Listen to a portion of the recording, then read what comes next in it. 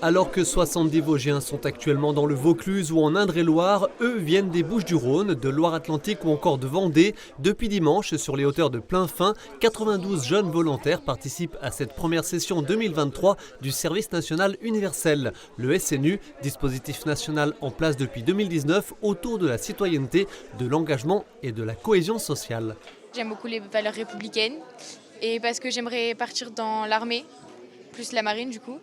Et j'aime beaucoup la cohésion, pour faire des rencontres aussi et pour prendre confiance en moi et prendre de la maturité. J'avais jamais fait de colonie ou quoi.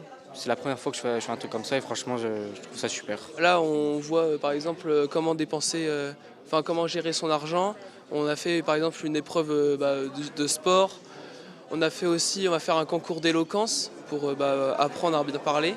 Dans chaque grande région, ce sont les rectorats qui organisent les sessions du SNU. En région Grand Est, ces vacances de printemps, 10 centres accueillent des volontaires. Celui-ci est le seul des Vosges.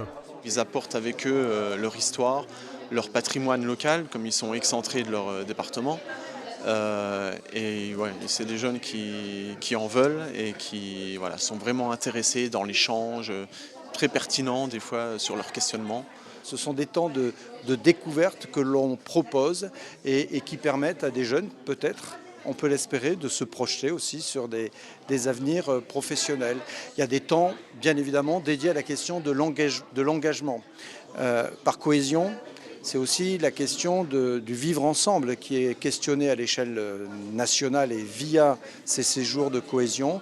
En 2021, en France, 15 000 volontaires ont fait un SNU, puis 32 000 en 2022. Pour les jeunes qui ont participé aux dernières mobilisations contre la réforme des retraites, c'était aussi l'occasion de crier haut et fort leur opposition à un éventuel SNU obligatoire, notamment en raison de son aspect militariste, uniforme et lexique utilisé par exemple. Selon certains médias nationaux et syndicats enseignants, les Vosges pourraient même être un des 6 départements à accueillir une expérimentation menée à partir de janvier prochain. Aucune déclaration officielle à ce sujet ce mercredi à Plainfin. Selon le gouvernement, rien n'est acté. Jeunes et encadrants y ont toutefois répondu. Ça ne reste pas dans la volonté, que ça n'a pas vraiment l'envie de le faire, ça ne sera pas la même chose, on ne sera pas autant comme une famille ensemble. Certains amis pensent que c'est pas bien parce que ça gâche un peu les vacances. Mais moi je pense pas ça. J'en ai parlé autour de moi avec des amis et il y en a qui pourraient pas parce que c'est pas leur truc. Plus ils seront nombreux, plus on aura du mal à les former, donc il faudra qu'on forme d'autres personnes pour nous aider, pour nous soutenir, parce que là, ce sera plus gérable.